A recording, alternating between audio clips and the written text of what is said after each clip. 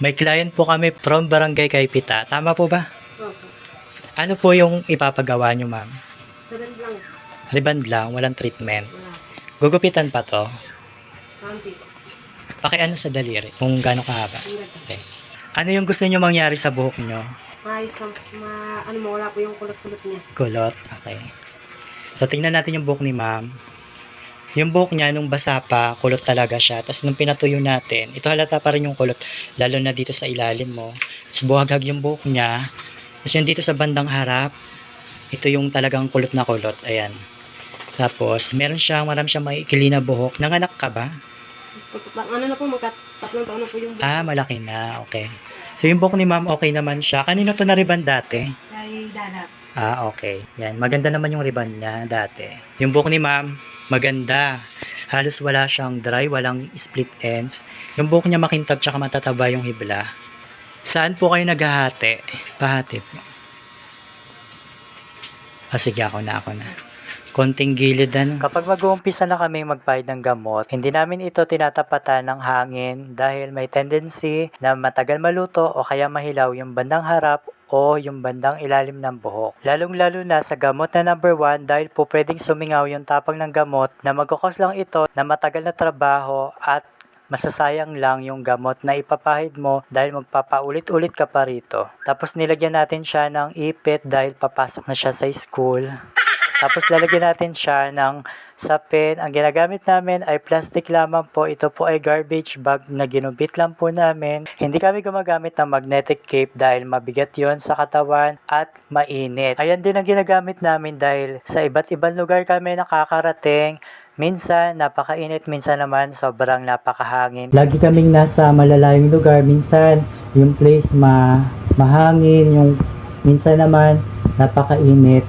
Kumpara kasi sa magnetic cape, ang magnetic cape napakamahal tapos madali ring masira. At ang kagandahan ng plastic na ito, pwede mo siyang ibalot doon sa buhok para mas madaling maluto yung buhok doon sa gamot. Gugupitan muna natin si ma'am. Hindi pa muna siya pwedeng itining scissor, yung gunting na may mga ngipin kasi magpuputukan yung buhok niya. So, ganito muna yung ginawa natin. Sa pinakahuli natin siya ititining scissor. So, ginupitan mo na siya kasi sayang yung gamot. Dumako na tayo sa gamot na number 1. Nandito na tayo sa softening process. Ang application ko po dito ay hanggang doon lamang po sa mga pwede pang lagyan ng gamot. Ayan, nakikita nyo walang gamot. Ayan po yung previous riband niya. So, kung may nakikita kayo na hanggang dulo yung nilagyan ko dahil may konting wave po yung dati niyang riband. At dahil nga matibay yung buhok ng client, purong gamot po yung ginamit natin. Ang importante lang po dito ay malalagyan po lahat ng pwedeng lagyan at ididikit natin ng konti doon sa anit dahil nga kulot siya. Importante po yung bandang harap dahil marami po siyang maiikling buhok doon. At nung naluto na yung mga matitibay na parte sa buhok ng client ay sinunod naman nating lagyan yung kaninang hindi natin nilagyan. Ang ginawa natin doon ay comb through na lang po kung ano po yung gamot na pinahid natin kanina ay binabalang po natin. Dumako naman po tayo sa pagpaplansya. Ganito lamang po kami magplansya, hindi po kami tulad nung sa iba na halos umaalog-alog yung ulo at halos paulit-ulit ng pagplansya ng buhok. Kasi minsan maganda na sana yung buhok, nasisira lang dahil sa paulit-ulit na pinaplansya. Kung makikita nyo rin yung buhok ng client, di ba gumanda na siya na wala na yung kulot doon sa ilalim, hindi pa natin napaplansya. At ito na yung pinaka-final result. Kung makikita nyo, napakaganda na niya.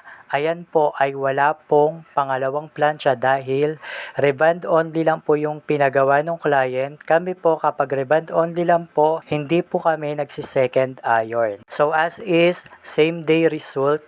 Ayan na po yung buhok niya kahit po mabasa. Kung babalikan po natin yung buhok niya kanina, napakalaki po ng pagbabago. Ayan po ay reband only lang at ganyan na po yung buhok niya. Kapag nabalnawan na po niya, after 3 days, ang pagbabalnaw nga po pala ay depende po sa inyo. Pwede pong kinabukasan agad. Kahit hindi po tayo maghintay ng pangatlong araw, okay lang po iyon. Ang pinaka-importante po dyan, yung ngayon. Kung ano po yung nakita nating resulta nang hindi pa pinaplansya, yun na po ang ating buhok. Ito nga pala si ma'am, nakakatuwa dahil sa dami namin ginagawa dito sa buong isla ay nakakalimutan po namin yung mga client namin. Ang kwento niya, kami po pala yung nagre-reban sa kanya ilang beses na, bumalik lang po pala siya ngayon. Itong huli sa iba lang po siya nagpagawa.